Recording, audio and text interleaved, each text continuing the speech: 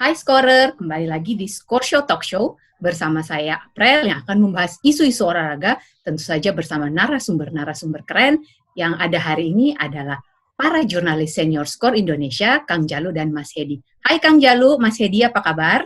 Kabar baik, Prel. Baik. Kabar baik, Scorer semua. Ya, senang sekali kita mendengarnya ya. Nah, meskipun begitu, tetap masih ada suasana duka karena memang seluruh dunia sedang ada pandemi virus corona dan hal itu pastinya memengaruhi banyak hal. Contohnya kita tidak bisa bertatap langsung dalam membuat talk show ini, jadinya kita lewat Zoom saja ya.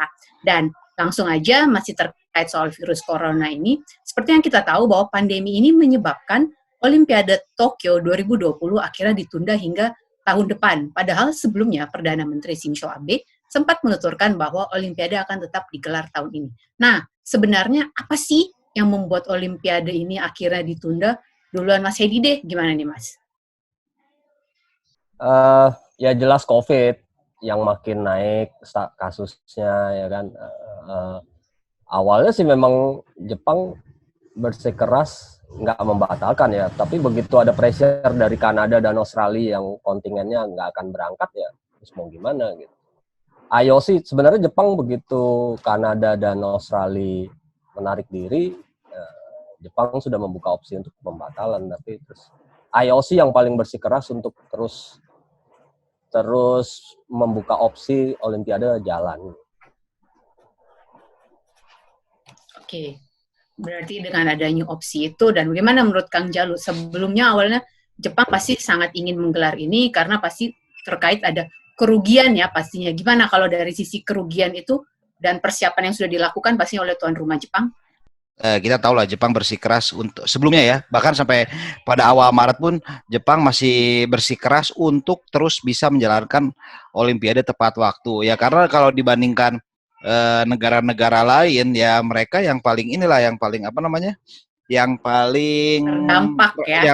Paling terdampak karena apa? Karena mereka sudah menyiapkan semuanya, sarana, prasarana, sampai pendukung lainnya. Dan kalau kita lihat gini deh, misal contohnya gampangnya gini aja, kita mau jadi driver online nih, kita udah ambil motor atau mobil terus nyicil ya, ketika tidak ada yang diselenggarakan kan cicilan tetap jalan kan. Nah sama ketika Jepang membangun segala infrastruktur termasuk stadion segala macam, Olimpiade ditunda tapi kan biaya maintenance dari stadion itu terus berlanjut, dan ini yang diperkirakan jumlahnya mencapai hampir 5 miliar dolar totalnya ya, 5 miliar dolar. Nah ini jumlah yang sangat besar. Ya wajar apabila kemudian Shinzo Abe masih bersikeras pada awal Maret karena kan ini menjadi pertaruhan dari pemerintahannya dia. Itu aja sih sebenarnya, lebih ke ego Perdana Menteri Jepang ketika itu. Oke, nah tadi juga Kang Jalu sempat singgung ya, pasti dengan adanya biaya yang besar ini pasti biasanya dalam seorang penyelenggara pasti akan membuat asuransi ya untuk menjamin penyelenggaraan ini. Bagaimana dari sisi asuransi gitu? Apakah nanti akan diberikan dan bagaimana kira-kira pola pemberiannya dari pihak asuransi? Dari soal insurans ya pasti ada. Cuman kan gini, saya belum tahu nih detailnya akan seperti apa insurans. Apakah insurans itu menanggung? Karena kalau kita tahu untuk saat ya saya lagi yang salah satu nasabah asuransi, corona ini kan sebenarnya awalnya belum ada masuk nih di mana di tanggungan. Ya ini juga apakah dari kondisi ini penundaan akan mendapatkan toh ya memang itu pasti yang tidak akan di cover karena bagaimana mungkin biaya maintenance atau biaya pemeliharaan fasilitas Olimpiade itu ditanggung oleh asuransi, itu murni menjadi tanggung jawab pemerintahan Jepang itu sendiri sama panitia pelaksana.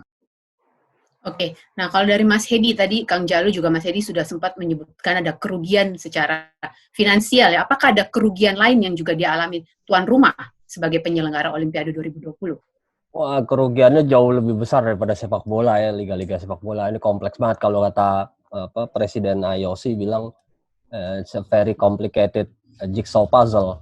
Jadi sampai sekarang pun IOC dan panitia penyelenggara di Tokyo masih terus rapat karena kontrak-kontrak turunannya banyak banget. Jepang misalnya paling pusing tuh Wisma Atlet di Tokyo Bay itu kan dijual setelah Olimpiade. Dan pembelinya sudah ada, Desember itu akan ada penyerahan. Nah ini akan direview lagi, jadi puyeng banget gitu, banyak banget gitu. Biaya perawatannya pun naik ya. Total tuh cost Olimpik 2020 itu 12,3 miliar dolar. IOC cuma nyumbang sekitar 1,3 miliar dan itu kalau kata Bloomberg naik jadi untuk 2021 naik jadi sekitar 2 miliar dolar gitu. Iya, Biayanya karena 41 venue gitu ya. Semua fasilitas, prasarana, sarana itu semua mesti di maintenance dan kontrak-kontraknya lagi juga. Ini kerugiannya memang sangat besar. Itu yang membuat makanya kenapa di penangguhan Olimpiade sampai ke tahun depan itu makan 4 minggu setelah olahraga lain dibatalkan. Jadi IOC dan pemerintah Jepang serta panitia Tokyo itu menghitung dulu kontrak-kontrak mereka yang jatuhnya 2020 gitu. Ya, karena memang asuransi pun tidak akan menanggung sepenuhnya kalaupun memang ada yang penundaan. Saya menambahkan tadi, ya tadi katakan Hedi yang maintenance segala macam, asuransi paling dari sekitar 5,8 atau hampir 6 itu paling hanya seperempatnya, sekitar 2 miliar dolar yang ditanggung oleh asuransi. Sisanya menjadi tanggung renteng dari pemerintah. Ya wajar apabila tadi dikata itu juga pengambilan keputusan ini sangat lama ya, karena berbedalah ketika Piala Euro 2020 dalam tanda petik lebih mudah karena mereka tidak single home turnamen. Jadi tanggung jawabnya masing-masing kan bisa dikatakan kecil, hanya tanggung jawab masing-masing kota. Sementara kalau kita kebayang kalau misalnya Euro 2020 juga berlangsung di satu negara dengan bersifat seperti Olimpiade, bisa jadi pengumumannya tidak secepat kemarin. Betul sekali, dan memang karena tadi juga Mas Hedi sempat sebutkan ini sangat kompleks ya, mulai dari kontrak sendiri untuk tuan rumah dengan perusahaan lain atau dengan dia di internal sendiri. Nah, selain itu juga kita kan selain ajang Olimpiade sendiri ada soal api Olimpiade ya yang sudah dikirim dari Yunani ke Jepang. Nah, itu gimana kabarnya? Apakah akan diletakkan di satu kota atau sudah ada sekarang proses seperti apa? Kira-kira gimana itu Mas Hedi? Mas Hedi dan Kang Jalu juga boleh. Kalau Kang Jalu duluan, Mas Hedi boleh. Iya, kalau api Olimpiade kan sebenarnya udah sampai di Sendai ya, udah disimpan di sana lah. Ya memang belum ada kirap obor lagi lah, kirap obor Olimpiadenya udah pasti akan di stop. Tapi kan sebenarnya ini kembali menjadi masalah juga ketika obor itu datang sekitar berapa ribu orang gitu ikut pingin lihat juga datang ya, ini kan menjadi masalah tersendiri sebenarnya. Ya obor Olimpiade itu kan kirapnya dipakai buat Jepang untuk stress relief ya, untuk hiburan korban-korban tsunami 11 tahun lalu. Bahkan pelarinya pun Uedo itu dari kota yang tersapu tsunami dan keluarganya juga meninggal gitu. Jadi kirap ini memang ke 47 prefektur terutama untuk stress relief. Pemerintah Jepang dan panitia IOC juga udah bilang sih apinya tetap di Jepang sekarang.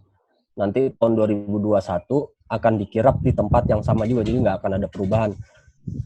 Yang belum ditentukan adalah pelarinya, apakah Uedo masih atau enggak, tapi secara prinsip semua akan tetap sama seperti agenda sebelumnya sih. Oke, berarti semua mengikuti jadwal, tinggal kita digeser saja ke tahun depan ya. Nah, kita sudah membahas soal tuan rumah Jepang dan bagaimana dampak kerugian yang mereka alami. Nah, bagaimana dengan para atlet sendiri? Karena kan atlet adalah yang utama dari pelaksanaan Olimpiade ini ya. Bagaimana Kang Jalu? Apalagi kan beberapa banyak atlet juga ada yang sudah mulai menua, sehingga menunggu 1 tahun lagi dia tidak mungkin bisa berkompetisi dengan atlet yang lebih muda. Kira-kira gimana menurut Kang Jalu? Iya ini ya kembali, ini kemanusiaan tuh urusannya jauh lebih besar dibandingkan olahraga ya. Ya prestasi medali emas atau segala macam itu kan ya memang menjadi impian individu para atlet, tapi ini ada jutaan jiwa yang dipertaruhkan jika memang Olimpiade dilanjutkan. Ya memang setidaknya bagi para atlet ini akan mengubah peta persaingan di Olimpiade 2020 lah. Oke, misal secara personal ada beberapa atlet yang mungkin sudah tidak berada dalam yang berencana peak performance-nya pada musim panas tahun ini menjadi bergeser, tapi juga di sisi lain kita tetap akan mengharapkan ada banyak nama-nama lain yang yang akan bisa bersinar, itu aja sih. Oke, kalau Mas Hedi, kabarnya bakal ada pembatasan umur di sepak bola. Apakah itu akan diubah atau akan menggunakan metode yang sama seperti Olimpiade sebelumnya? Ya, si IOC sih bilang dia belum bisa memutuskan, misalnya kayak sepak bola karena ada pembatasan untuk U23 dan tambahan pemain senior. Belum memutuskan karena dia bilang bukan cuma sepak bola yang ada pembatasan umur, ada beberapa cabur lain juga. Jadi dia belum bisa memutuskan. Kemungkinan besar sepertinya sih ada pengecualian ya. Jadi karena pasti tim-tim peserta juga tidak mau dirugikan, misalnya yang stok pemain U23-nya terbatas gitu.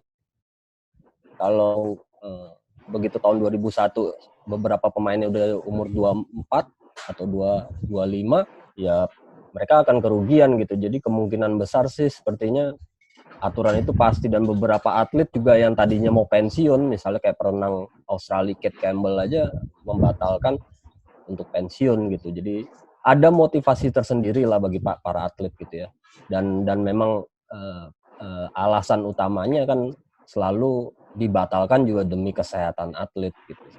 Jadi lagi-lagi motivasinya para atlet akan tetap sama sih. Tinggal ya yang paling pusing adalah kualifikasi. Tapi yang 57% atlet dari berapa ya? Dari 33 cabur itu udah lolos dan itu udah pasti. Tinggal yang kualifikasi aja yang di ini. Ini akan pusing banget sih IOC. Oke, nah terima kasih Mas Hedi. Tahan lagi sebentar ya, kita akan break sebentar setelah yang satu ini. Saya Kim Kurniawan. Saya Yudi Utomo. Saya Beckham Nugraha. Saya Betani. Saya Ahmadi Wirawan. Kami sudah biasa bersaing di lapangan. Adalah kewajiban kami untuk memenangkan setiap pertandingan. Tapi kami bersatu untuk melawan musuh yang lebih besar. Virus Corona COVID-19 yang mengancam umat manusia. Satu hal yang pasti, musuh ini sangat cepat penularannya. Tapi bersama-sama kita bisa hentikan serangan musuh ini. Apa yang bisa kita lakukan? Jaga jarak dengan orang lain, melalui pembatasan fisik, hindari keramaian, dan di rumah aja. Saat ini kita harus rajin cuci tangan, jaga kebersihan, dan jangan pernah menyentuh wajah ketika tangan kita kotor. Jangan lupa makan makanan yang lebih bergizi, istirahat yang cukup agar daya tahan tubuh meningkat, dan olahraga di rumah aja. Yakin hari ini pasti menang. Lupakan permusuhan, kita habisi musuh yang lebih nyata.